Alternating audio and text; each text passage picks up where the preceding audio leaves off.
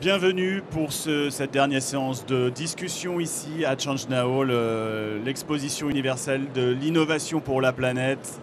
20 000 personnes, 1000 solutions exposées ici sous la verrière du Grand Palais avec par exemple ces œuvres d'art en déchets recyclables. Ici on trouve toutes sortes d'initiatives et on parle des grandes thématiques qui vont sous-tendre l'évolution de l'innovation pour la planète dans les années à venir. Et notre sujet de conversation aujourd'hui concerne les jeunes. On le voit ici, énormément de jeunes, d'étudiants se mobilisent désormais autour peut-être d'élan comme celui mené par Greta Thunberg. En tout cas, la jeunesse prend en main les questions planétaires et ça c'est une tendance qui se confirme chaque jour. Pour en parler avec nous, Mathilde Gracia, que vous connaissez bien, qui est la spécialiste environnement de France Info, Canal 27, qui se mobilise pendant ces 3 jours de Change Now. Nous avons également Antoine Trouche. Bonjour, merci beaucoup d'être avec nous, qui représente l'émanation du manifeste étudiant pour un réveil écologique et donc cette mobilisation pour un modèle soutenable pour l'humanité mené par des étudiants et des jeunes diplômés. Les jeunes diplômés étant toujours jeunes, donc vous êtes dans le thème. Et tout comme Axel Daucher qui lui reste jeune depuis des années, l'ancien DG de Deezer, le créateur de Vivatech qui est avec nous pour parler notamment d'une plateforme de mobilisation de la société civile qu'il a créée qui s'appelle mec.org avec qui franceinfo.fr collabore. On vous en dira un mot tout à l'heure. Bonjour à tous. Je laisse le premier mot à Mathilde, qui elle-même est une jeunesse dans ce paysage audiovisuel français. Est-ce que c'est quelque chose que vous avez repéré, vous, dans vos reportages, dans votre connaissance du secteur de l'environnement et ici à Change Now? Est-ce que réellement la jeunesse émerge et prend la main sur ces questions d'environnement? En tout cas, ça part. Ah bah c'est certain, et comme vous le disiez, avec l'émergence de Greta Thunberg, on sent qu'il y a une vraie mobilisation, même des très jeunes, c'est-à-dire qui sont encore peut-être collégiens et lycéens et qui nous en parlent parfois. Quand ils nous parlent du plastique, on a l'impression qu'on est des démons de encore utiliser du plastique et qui ne comprennent pas pourquoi on ne peut pas l'interdire comme ça demain. Donc ça, c'est pour les beaucoup plus jeunes qui parfois mettent la pression à leurs parents. Et puis continuez à mettre la pression aux parents. C'est par vous aussi que vos parents sont désormais éduqués aux questions environnementales. C'est impressionnant la différence de génération sur cette question-là. Je ne sais pas si ça touche tout le monde, mais en tout cas, on en voit de plus en plus. Et puis après, on a des jeunes diplômés, des jeunes étudiants comme Antoine. Moi, j'étais allée voir un petit peu leur collectif. Où là, je pense que ça concerne quand même des gens qui sont sensibilisés. Donc, c'est peut-être pas tous, mais qui ont envie de s'impliquer et de dire, par exemple, que on n'a plus envie juste de faire carrière et de bosser dans des énormes entreprises qui ont pas les valeurs que nous on a et qui veulent plus travailler pour Total ou pour des entreprises qui n'ont pas un engagement assez... Total fait certainement beaucoup d'efforts. En tout cas, c'est vrai que 65%, c'est un sondage qui le disait, les 2/3 des jeunes salariés souhaitent s'engager dans des sociétés qui sont respectueuses de l'environnement et des réglementations sociales en règle générale. Antoine Trouche, j'imagine que vous partagez évidemment le constat de Mathilde. Vous avez donc créé à partir du manifeste étudiant pour un réveil écologique ce mouvement. Expliquez-nous d'où il vient, ce qu'il est aujourd'hui et ce qu'il tente à devenir. Il y a un peu plus d'un an, il y a eu une petite bande d'étudiants du supérieur qui ont rédigé un manifeste, donc le fameux manifeste étudiant pour un réveil écologique, qui portait un message qui était très simple, qui était de dire « Nous, jeunes diplômés, qui sortons d'école du supérieur, on ne peut juste pas avoir une activité professionnelle qui est en décalage complet avec nos engagements personnels. » La grande motivation derrière, c'était de dire aller en vélo au travail, c'est bien. Si c'est pour derrière construire des centrales à charbon, c'est pas très très utile. Donc l'idée, c'était de dire, attention, nous maintenant, dans tous les critères qu'on va prendre en compte pour aller choisir notre emploi, il y en aura un qui va être important, ça va être, est-ce que l'activité de l'employeur qui va me salarier sera compatible avec un monde qui reste habitable et à peu près agréable à vivre sur le long terme. Et derrière, il y avait un autre message qui était d'autant plus fort, c'était attention, les entreprises qui ne sont pas en train de transformer leur activité pour justement être compatibles avec la transition écologique, faites attention parce que vous allez avoir de plus en plus de problèmes pour recruter. Et du coup, on a eu une audience très importante parce qu'à partir d'un manifeste qui était écrit par quelques étudiants dans leur coin, il y a eu plus de 30 000 étudiants du supérieur qui l'ont signé, qui l'ont partagé un peu partout en Europe. Et du coup, maintenant, on intervient régulièrement d'un côté devant des entreprises pour justement les sensibiliser à ce grand enjeu qui est l'enjeu du recrutement et les encourager vraiment vraiment à transformer leur activité. Et on se mobilise aussi beaucoup dans des écoles pour qu'on puisse dès maintenant, alors moi maintenant je suis sorti d'école, mais la plupart des membres du collectif sont encore étudiants et se mobilisent dans leur école pour transformer leur formation et pour que leur formation de façon transverse prennent en compte tous les enjeux écologiques. On parle uniquement d'écologie, on parle uniquement d'environnement, on parle également d'économie circulaire, de respect de la personne. Est-ce que votre engagement est uniquement écologique ou également humain, j'allais dire? Vous traitez les questions sociales également? Alors, le manifeste étudiant et le collectif derrière, c'est un outil. C'est un outil qui nous a permis de mettre en lumière quelque chose qui était une préoccupation très profonde de tout un tas d'étudiants. Maintenant, les étudiants qui sont dans le collectif, qui ont signé le manifeste, ils sont préoccupés sur tout un tas d'autres sujets, dont des sujets sociaux. Et de toute façon, les sujets écologiques, ils sont indissociables des questions sociales. C'est-à-dire que quand il y a 10% de la population de la planète, les 10% les plus riches, qui émettent 50% des gaz à effet de serre, on se rend bien compte que si jamais il n'y a pas une justice sociale qui est mise en place de façon beaucoup plus nette, s'il n'y a pas une réduction massive des inégalités, on ne pourra de toute façon pas mener une transition écologique à la hauteur. Donc ces questions-là, elles sont étroitement liées. Absolument, c'est ça ce qu'on appelle le développement durable, des gens qui vivent bien dans une planète saine, évidemment ça va ensemble. Quels sont les résultats concrets? Vous avez des exemples à nous donner, des étudiants, des jeunes diplômés qui ont refusé du job ou des entreprises qui se sont adaptées sous votre pression? Un peu des deux, c'est-à-dire qu'on a beaucoup de retours de la part de direction d'entreprise, de la part de DRH, de la part de représentants d'entreprises dans des forums qui nous disent qu'elles sont de plus en plus interrogées sur justement l'impact écologique de leur entreprise. Et nous, le message qu'on porte avec tous ces étudiants et ces jeunes diplômés, c'est de dire, nous, franchement, les touillettes en bambou que vous mettez en place à la cafétéria ou les ruches sur le toit, ça ne nous intéresse pas. Ce qui nous intéresse vraiment, c'est est-ce que le cœur même de votre activité est compatible avec une transition écologique qui est à la hauteur de la situation. On est face à un dérèglement climatique qui prend de plus en plus d'ampleur, on est face à un effondrement de la biodiversité, on a des vrais soucis sur l'épuisement des stocks de ressources non renouvelables. Donc la grande question, c'est est-ce que le cœur même d'activité de l'entreprise est compatible avec ces questions-là? Et du coup, d'un côté, on voit que ces entreprises sont de plus en plus challengées sur ces questions dans les forums, durant les entretiens d'embauche aussi, on a beaucoup de retours.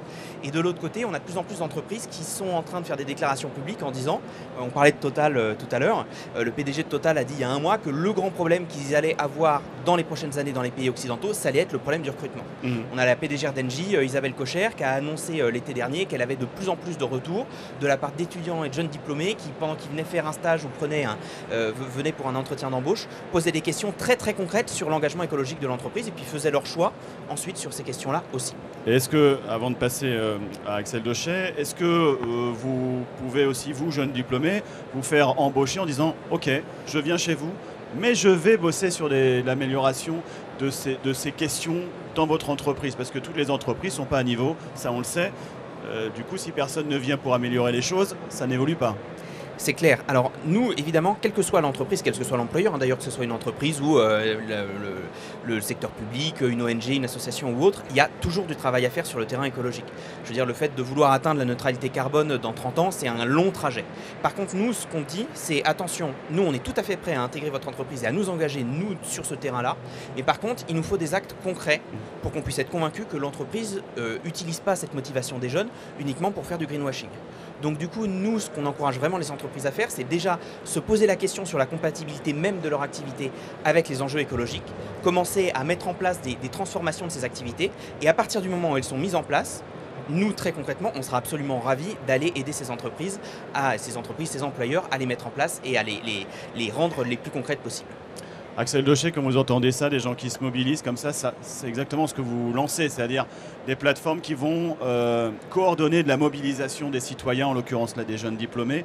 Aujourd'hui, ce sont les citoyens, ce sont les jeunes qui se lancent la dynamique de l'innovation pour la planète, plus que les États en top-down. Alors largement, maintenant tout ce qui est opérant vient nécessairement d'en bas, c'est vraiment une révolution des 2 dernières années. Et je pense qu'on est à la veille d'une deuxième révolution. Je pense que depuis 1 an, on a vu un basculement des consciences. Aujourd'hui, le sujet environnemental, il est partout. Il est partout chez les jeunes, mais pas que chez les jeunes, dans les entreprises, partout. Le sujet de maintenant, c'est le passage à l'action. Et le passage à l'action qui n'est pas seulement l'action individuelle, mais l'action collective. Or, on a tous conscience qu'il y a une profusion d'initiatives. Comment est-ce qu'on coordonne toutes ces forces? Comment est-ce qu'on met des mouvements comme ce collectif-là avec des associations, avec des entreprises, de façon à avoir des impacts qui soient systémiques et non pas simplement marginaux, puisque c'est ça l'enjeu dans lequel on est. Et c'est un peu ça notre métier.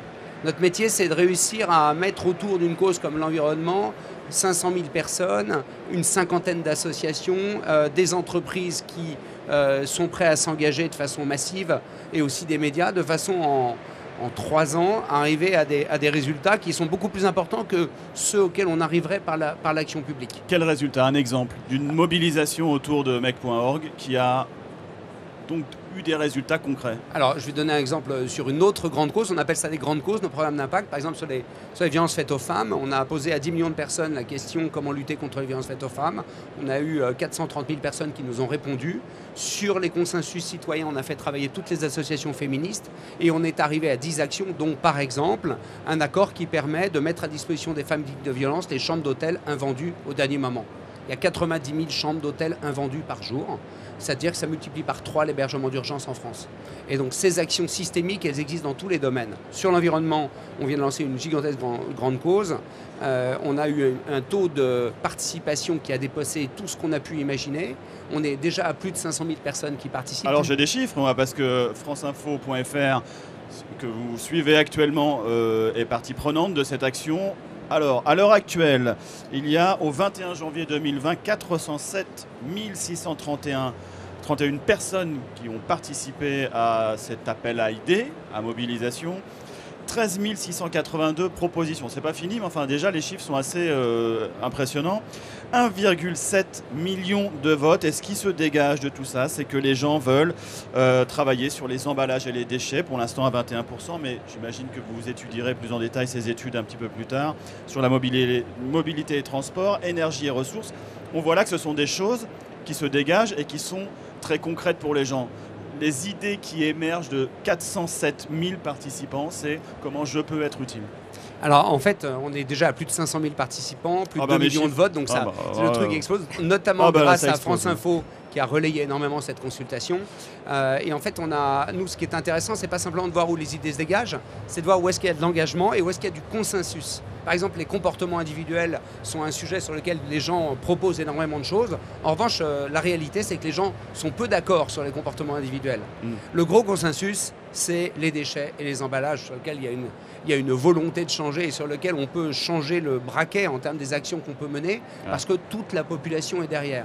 Toute la population, avant de donner la parole à Mathilde qui a plein de questions à vous poser, qui me fait des gestes, juste sur ces 500 000 participants, est-ce que vous savez quelle est la proportion de jeunes, soit qui participent eux-mêmes, soit qui engagent leurs parents? Alors en fait, les jeunes sont sur la consultation, pour répondre précisément à la question, on retrouve une courbe qu'on voit dans d'autres consultations, mais qui est plus marquée, avec beaucoup de jeunes qui participent, un creux de 30 à 45, et ensuite un regain de participation à partir de 45. Ça, on le voit systématiquement. En gros, de 30 à 45, déjà on s'occupe de sa famille, de réussir à tenir sa vie. On est moins ouvert sur l'intérêt général et puis ça reprend après. Les enfants sont trop petits pour nous mettre la pression. Voilà, exactement. Au-delà de 45, ils commencent à nous mettre la pression et à participer eux-mêmes. Mais là, en l'occurrence, la part des jeunes est beaucoup plus significative que dans d'autres domaines. On a vraiment une envie non seulement de s'impliquer, de s'indigner, mais également de passer à l'action.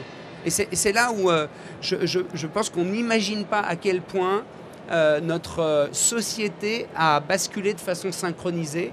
On peut espérer des impacts qu'on n'anticipe pas, tellement on n'a jamais connu une synchronisation du basculement de tous les corps constitués, tendus sur le sujet de l'environnement.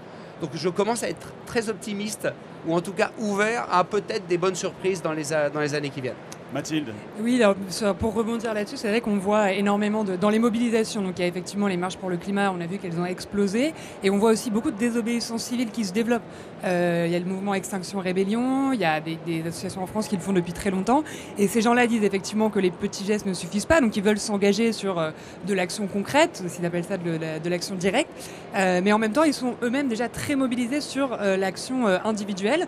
Et là, j'ai retrouvé des gens en fait, que j'avais suivis dans des manifestations manifestations, par exemple, contre le charbon en Allemagne, que je vois ici, avec leurs petites startups et qui essayent de faire la différence. Ma question, c'est plutôt vous disiez, le fait de passer à plein de petits projets et comment passer à une échelle macro. Toute la mobilisation est là.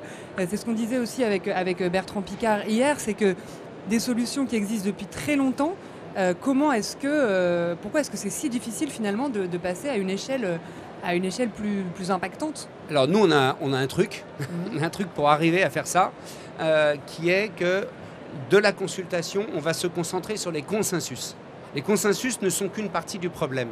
Mais sur les consensus, on a la capacité de coordonner les actions. Et c'est assez magique, on l'a vu à chaque fois. On met des grandes ONG, des petites associations, des startups, des entreprises ensemble, et on se dit comment on arrive à une action systémique. Ça ne marche pas. Mais vous le mettez autour de Pauline, 22 ans, qui vient de Besançon et qui a réussi à son idée, a fait un consensus national, vous avez créé une union sacrée.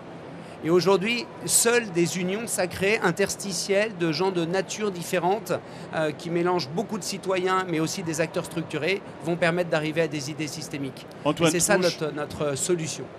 Mathilde demandait pourquoi des solutions qui ont déjà été évoquées ultérieurement avaient du mal à arriver et à se mettre en place. Est-ce que c'est parce que votre génération arrive maintenant aux affaires et est consciente de ces questions-là, que ça va évoluer ? Mais je pense que le gros problème, c'est que, alors il n'y a pas qu'une question de génération, mais justement, notre génération arrive juste sur le marché du travail, et du coup, on ne va pas être à des postes décisionnels immédiatement. Et il faut être franc, et on est tous conscients autour de la table, on n'a pas le temps d'attendre 20 ans. Les grands enjeux sur le dérèglement climatique, c'est d'arriver à la neutralité carbone en 2050. On ne va pas pouvoir dans 20 ans se dire « Ah merde, c'est ballot, on a un peu oublié un truc, on va tout faire en 10 ans ». Non, c'est pas possible. Donc il y a quand même une part très très importante de l'action publique qui est nécessaire. Nous, à notre niveau, on contribue à mettre en place un rapport de force. On le met en place vis-à-vis des entreprises et vis-à-vis des écoles et de l'enseignement supérieur. En disant, voilà, nous on va faire des choix qui vont impacter directement votre capacité à maintenir votre activité. Si vous n'arrivez pas à embaucher, ça va être compliqué de faire croître votre chiffre d'affaires. De l'autre côté, il faut à tout prix que l'ensemble des autres acteurs dans la société se mobilisent. Il faut que les citoyens puissent s'exprimer via des plateformes comme mec.org. Il faut que les pouvoirs publics prennent en charge sérieusement ces questions-là. Pour le moment, pour parler uniquement des questions d'émissions de gaz à effet de serre, on est nous-mêmes, la France, alors qu'on se dit un peu en avance sur ces questions, on est en deçà de tous les objectifs qu'on s'est donnés de réduction des émissions de gaz à effet de serre. Donc ça doit être un archipel qui se met en branle. Ça doit être les jeunes qui se mobilisent. Alors les mobilisations collectives, les choix de consommation collective sont évidemment, personnels sont importants, c'est symbolique, c'est important, mais derrière, il faut à tout prix que ça se transcrive aussi via une mobilisation sur le choix de son emploi quand on en a les moyens. Il faut que ça se transcrive aussi par une mobilisation politique, via des mobilisations associatives, etc., etc. Cette mobilisation dont on parle chez les jeunes, là, est-ce qu'elle se structure convenablement ? J'entends, est-ce qu'à un moment, on arrive, certains imaginent qu'il puisse y avoir des débordements, des actions de plus en plus impactantes et probablement de plus en plus violentes. Est-ce que c'est quelque chose qui est à craindre aujourd'hui ? Alors moi je pense que c'est à craindre et je pense que j'aurais précisé une chose, la mobilisation et le passage à l'action, c'est pas simplement le passage à l'action dans la rue pour faire un levier sur les pouvoirs publics. C'est le passage à l'action direct, c'est l'autoresponsabilisation autour d'associations, autour d'entreprises, autour de citoyens pour agir directement sur le sujet. Donc si on n'arrive pas à mettre en face de cette envie d'agir des actions concrètes, oui, ça va... Structurer des solutions. Structurer des solutions, ça va se transformer dans une sorte de haro sur les pouvoirs publics qui est nécessaire mais absolument pas suffisant. La réalité, c'est qu'aujourd'hui, les pouvoirs publics n'ont qu'une part minime. Il faut qu'ils la fassent et il faut y aller à fond et à une vitesse beaucoup plus importante. Canaliser cette mobilisation, cette énergie de manière à ce que ça aboutisse. Mais jamais il y a eu autant de force dans la société civile. Il faut vraiment prendre conscience de ça. Hein. On vit dans un pays où on pense que l'intérêt général, c'est le rôle de l'État. Aujourd'hui, la force d'agir, la force d'impact, elle est du côté de la société civile. Il faut juste trouver les moyens de coordonner les électrons pour arriver à des actions systémiques. Et du côté de l'action aussi, alors moi j'ai fait des sujets sur l'éco-anxiété, ce qu'on appelle aussi la solastalgie, la déprime, parce que quand on regarde concrètement ce qui se passe, ça peut être vraiment effrayant et déprimant. Et il y avait un psychiatre qui me disait justement qu'ils encourageaient les gens à agir. Donc on a besoin de toutes ces initiatives, de toutes ces solutions en fait pour avoir encore un petit peu d'espoir. Et je voulais vous demander, Antoine Trouche, vous quand vous vous baladez ici dans les allées et que vous voyez tous les projets un peu foisonnants comme ça, est-ce que ça vous donne de l'espoir, vous y croyez ? Mais moi je pense déjà il faut juste replacer ça dans un cadre général qui est un cadre de... il faut prendre conscience qu'on ne peut pas voir uniquement des opportunités partout et la situation en l'état, telle qu'elle est, elle est vraiment extrêmement flippante. Pour parler un peu vulgairement, on est dans une situation dans laquelle on est en train de se poser la question même, qui peut être une question un peu absurde, on est en train de rendre hostile tout un tas d'éléments qui semblaient intangibles dans la vie humaine. On est en train de rendre hostile l'air, l'eau, la terre, via les pollutions et les activités humaines qu'on met en branle. Et il faut voir que ce qui est en jeu là dans l'histoire, c'est notre capacité même à rester sur une planète qui est agréable à vivre. Et c'est une question qui est maintenant totalement mainstream, c'est appuyé par le GIEC, par la recherche et l'état de l'art en matière de recherche scientifique. Donc moi, par rapport à ça, ce qui me donne un peu d'espoir, c'est les mobilisations collectives. Je suis entièrement d'accord, je pense que la clé de tout ça, et par rapport à soi, et par rapport au fait de vivre bien ce défi immense qui est face à nous, et par rapport au fait que ça nous donne une chance justement de collectivement arriver à aller vers une société durable, c'est vraiment la mobilisation collective. Et pour rebondir sur ce que vous disiez, que je trouvais très intéressant, c'est, bon, moi je pense que le pouvoir public a un rôle qui est très important. Mais là où vous avez totalement raison, c'est que je pense qu'on en est à un stade où, malgré ce que disent beaucoup de politiques, qui est de dire mais nous attention parce que il y a beaucoup de citoyens qui ne sont pas encore mobilisés sur ces questions-là, etc. Moi je pense que c'est le politique qui est en retard sur beaucoup de mobilisation citoyenne. Je pense que la plupart des gens ont compris que l'enjeu écologique était un enjeu immense, certainement pas le seul, mais c'était un enjeu immense qui va déterminer concrètement, pas uniquement nos vies à nous de jeunes, c'est nos vies de nous tous autour de la table. C'est le dérèglement climatique a commencé, il va s'accroître dans les années à venir, il va tous nous impacter. Et du coup, je pense que par rapport à ça, c'est les pouvoirs publics qui sont vraiment en retard par rapport aux mobilisations citoyennes, aux mobilisations collectives. Et il faut à tout prix qu'ils s'en rendent compte pour mettre en place un cadre de régulation qui nous permette à tous d'avancer. C'est formidable ce qu'il dit pour vous, c'est exactement ce que vous mettez en place, donner aux citoyens, y compris les citoyens les plus jeunes qui ne votent peut-être même pas encore, le pouvoir d'agir sur la société. Pouvoir d'agir, et on parlait de l'anxiété, je pense que l'anxiété c'est l'indignation sans l'action. Et là aujourd'hui, il y a des capacités de permettre aux gens d'agir. En revanche, il y a un peu de confusion, et la confusion peut être extrêmement avoir des effets pervers qu'on n'imagine pas, de retour en arrière, de déni, d'abandon, de démission.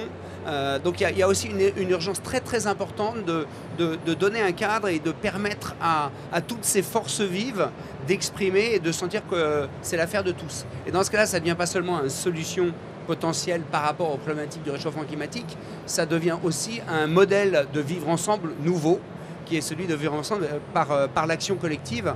Moi, je citerai Edgar Morin, qui a dit il y a 30 ans, tout ce qui a fait la vie de nos sociétés jusque-là, c'était les communautés de l'être. Ça ne marche plus. C'est comme ça que les nations se sont constituées. Ça ne marche plus. Aujourd'hui, c'est les communautés du faire. Et c'est le faire ensemble qui va nous faire vivre ensemble. Merci infiniment Axel Dochet pour cette pensée qui clôt cette table ronde autour de la mobilisation des jeunes sur les questions de l'environnement.